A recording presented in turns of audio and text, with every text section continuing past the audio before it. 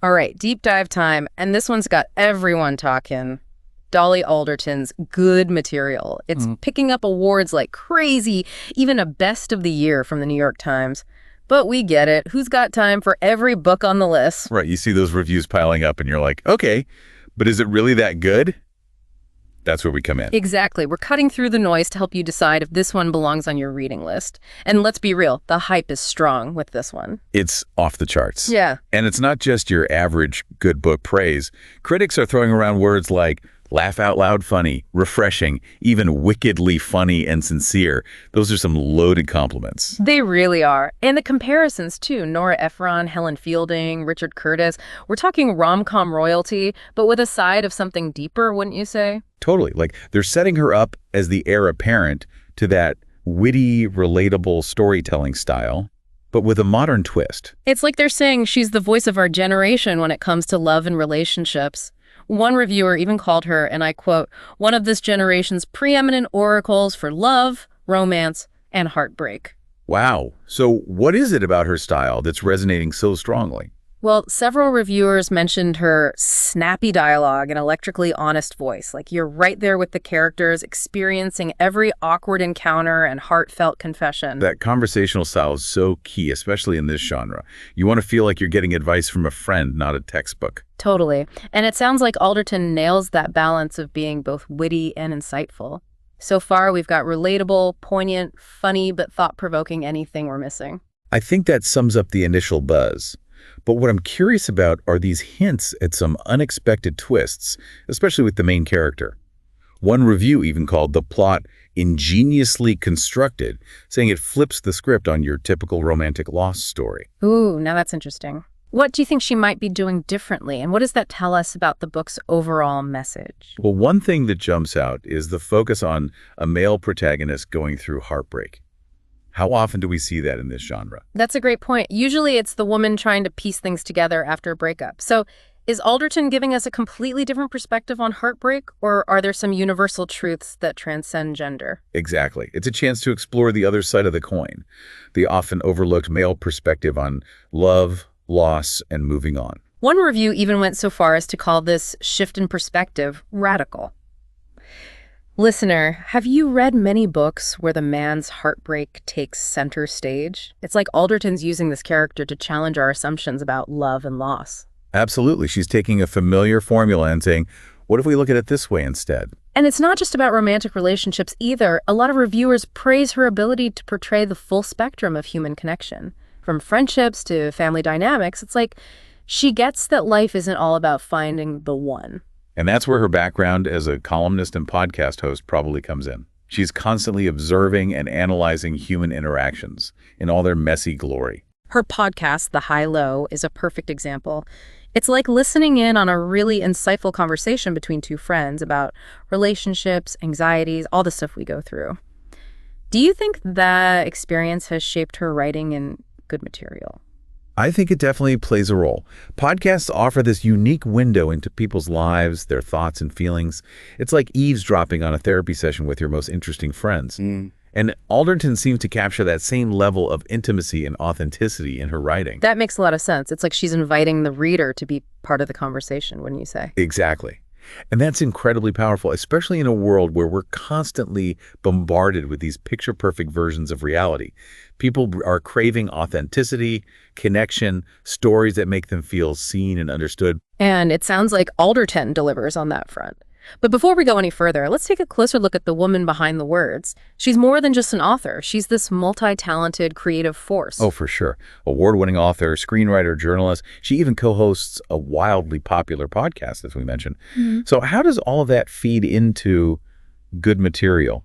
What can we learn about the author by digging into her work? Well, she's written for a really diverse range of publications. The Sunday Times Style, GQ, Red Magazine, that's quite a spread. Does that suggest a certain versatility in her writing, a knack for connecting with different audiences? Definitely. It points to a breadth of experience and ability to tap into the zeitgeist no matter who's reading. It's like she has this panoramic view of human nature and uses that to create characters and stories that feel both familiar and surprising. Exactly. Yeah. And her success across different mediums, writing, podcasting, it shows she knows how to connect with an audience. It's one thing to write a great article. It's another to write a whole novel that really resonates. Like she's found that sweet spot between entertainment and insight. But it's not just readers who are impressed. The endorsements for good material are pretty stellar. Tell me about it. We're talking big names. Lena Dunham, Elizabeth Gilbert, Taylor Jenkins Reid, all incredibly successful women known for their own sharp, often hilarious takes on modern life. It's like a seal of approval from the literary A-list. But, of course, the final decision is up to each individual reader. But before you make that call, we've got one more section to cover, and it's a big one. We're diving deep into what makes Alderton's writing so captivating and why good material might just make you laugh, cry, and rethink everything you thought you knew about relationships. You know, reading through these reviews, what really struck me was how many of them praised Alderton's honesty, like her willingness to go there, you know, to the messy parts of relationships that we don't always like to admit exist. Totally. It's refreshing, right? She doesn't shy away from the complicated stuff, the awkward encounters, even the painful aspects of love and loss. It's like she's saying, yeah, it's not always pretty, but this is real life. Exactly. And so many books in this genre try to paint this idealized picture of love. And it's like, come on, we all know it's not always sunshine and roses.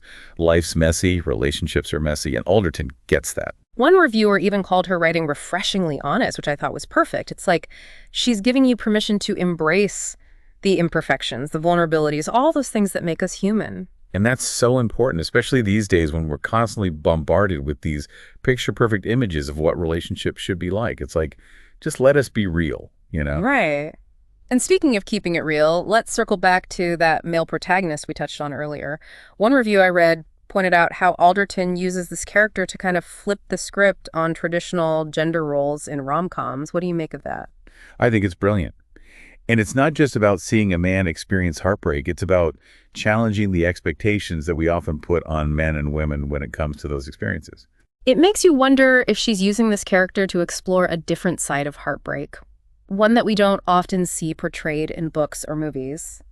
Have you ever noticed how men and women are often expected to deal with emotional pain in totally different ways? Oh, absolutely.